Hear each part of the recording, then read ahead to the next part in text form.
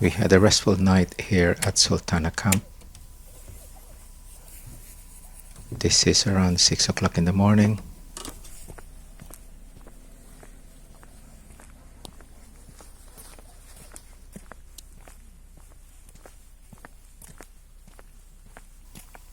The pool is under construction.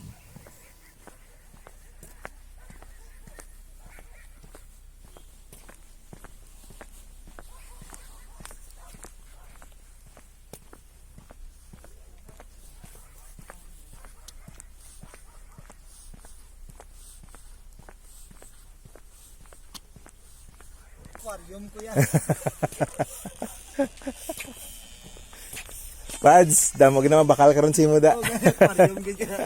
Hello, good morning. Morning, Pad.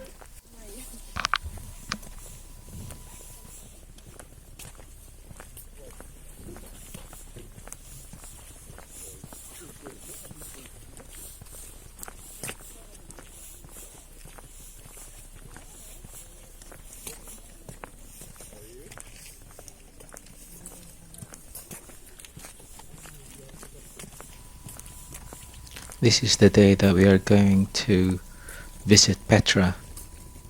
This is our second day. As you can see, the view around Sultana camp is fantastic. It is also perfectly safe.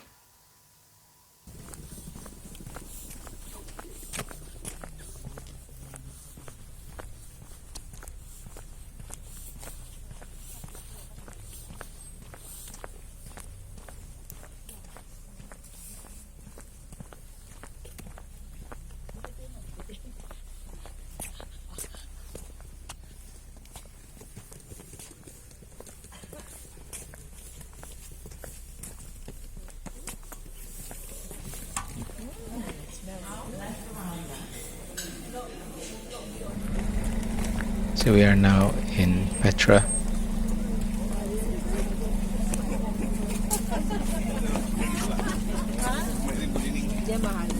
So from the car park you can see there are stalls. On your right is the museum.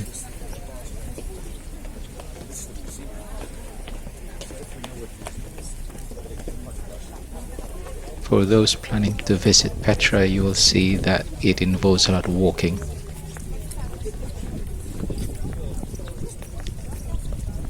So proper footwear is essential.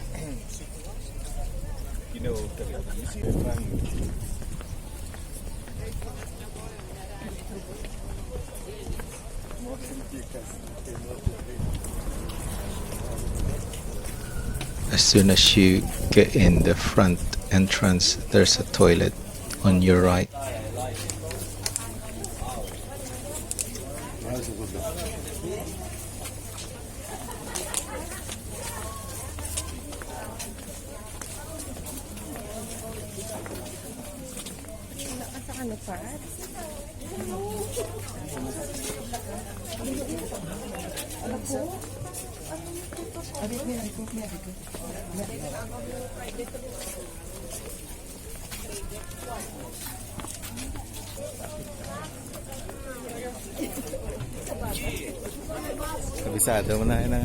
Again, there are lots of shops before you actually reach the start of the long walk to the gorge.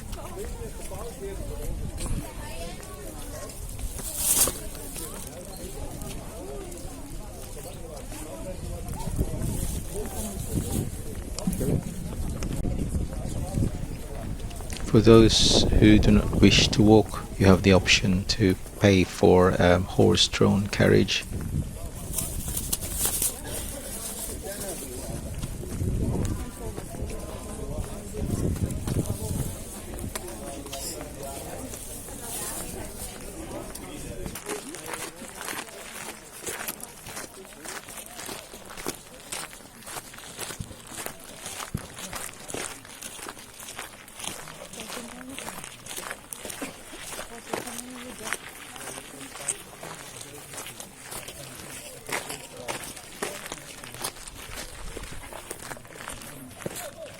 We were part of a group tour organized by Tourist Israel. We are now under the care of Tourist Jordan. So along the way you can see a lot of structures and tombs.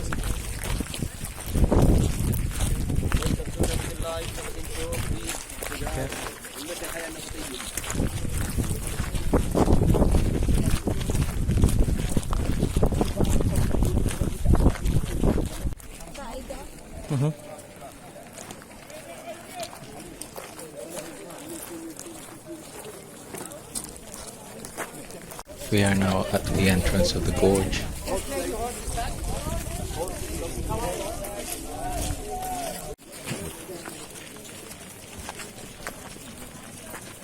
This is the month of October and the weather is fantastic. However, expect that it's busy.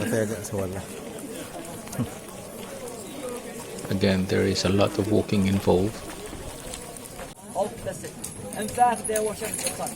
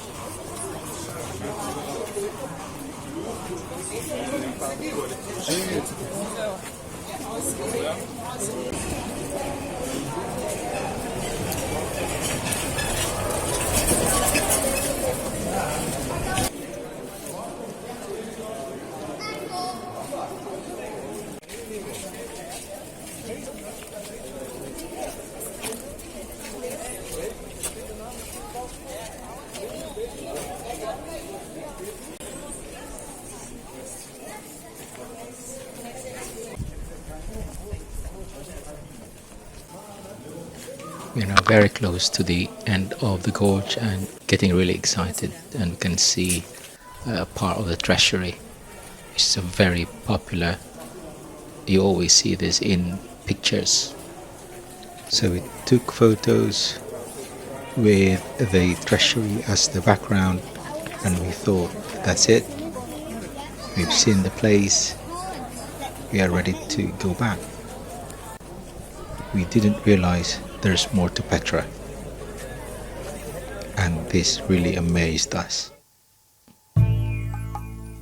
Petra is located about 150 miles south of both Jerusalem and the capital of Jordan, Amman.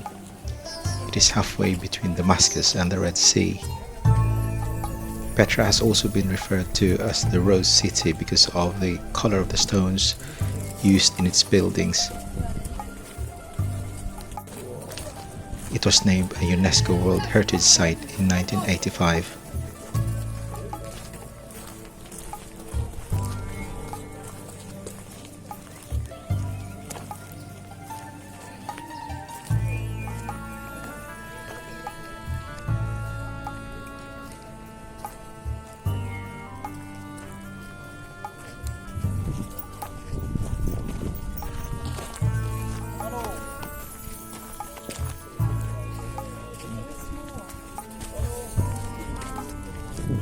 The city of Petra was established as a trading post by an Arab Bedouin tribe indigenous to the region called the Nabateans.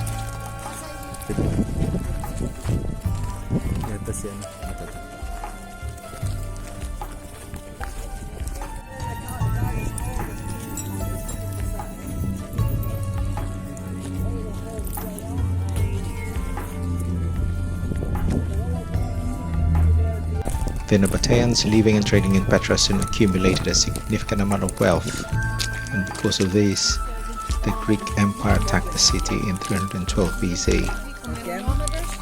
The Nabateans successfully fought back the Greeks by taking advantage of the mountainous terrain surrounding the city. The mountains effectively serve as barriers protecting Petra. Then the Romans invaded Petra in 106 AD and defeated the Nabateans. The Roman Empire annexed the newly gained territory and changed its name to Arabia Petraea. The Romans ruled over the city for more than 250 years, until the middle of the 4th century AD, when an earthquake destroyed many of its buildings. The Byzantines eventually took control of the region and governed Petra for at least 300 years.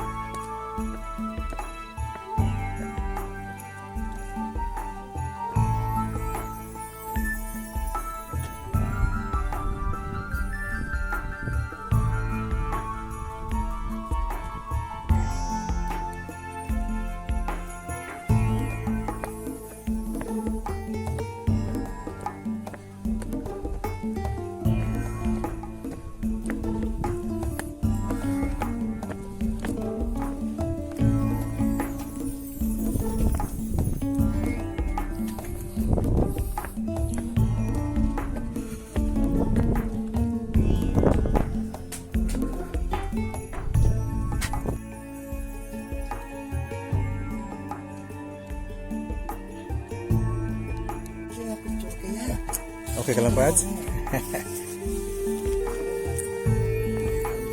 Nami. Good.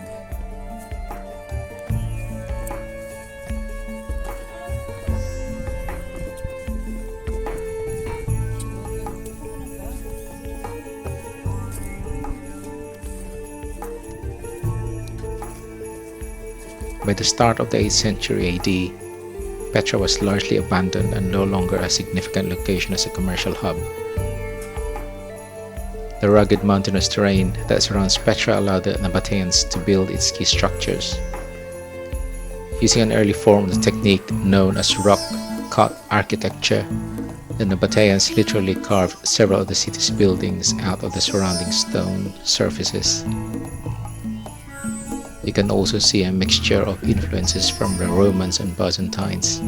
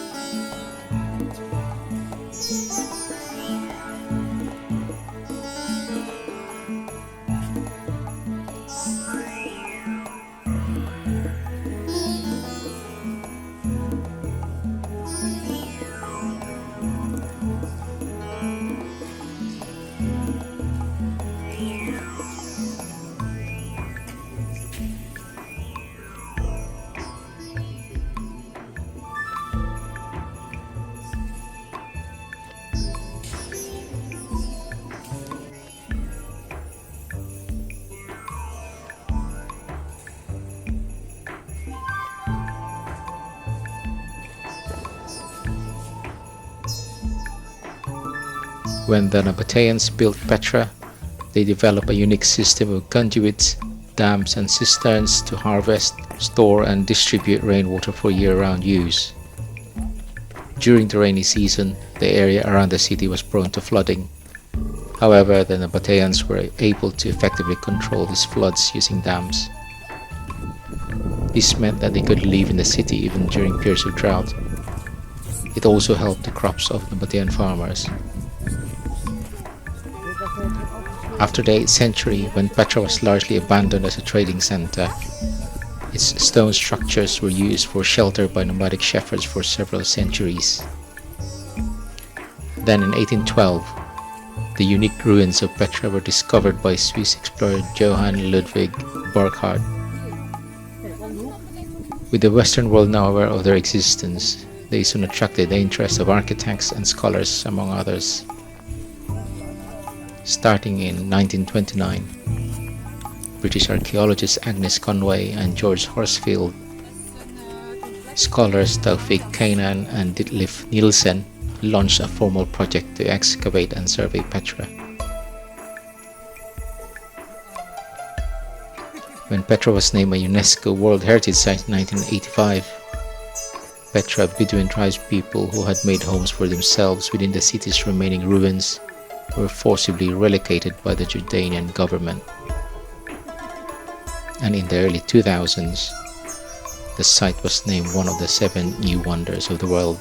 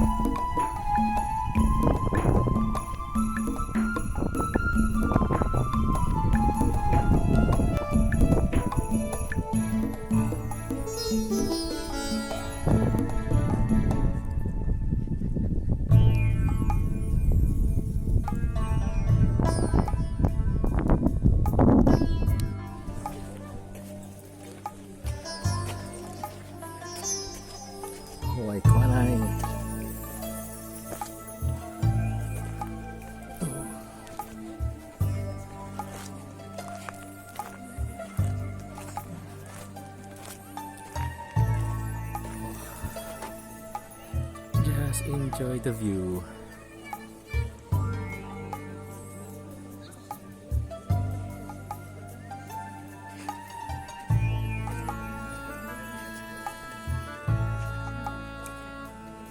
One of the must-see places in Petra is the Monastery. It is a bigger and better version of the Treasury.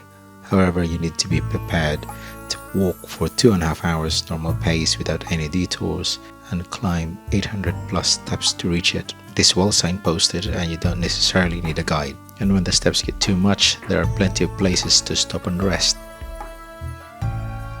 The monastery is Petra's largest temple and has a similar design to the Treasury but on a bigger scale. It is over 500 meters high and 45 meters wide. It is not quite as ornate as the Treasury, but its size makes it an impressive feat of engineering. Unlike the Treasury, you can actually go inside the monastery through the huge doorway that's several stories high. Out the front there is a large flat area with a conveniently positioned cafe where you can enjoy the view and your achievement of reaching the monastery.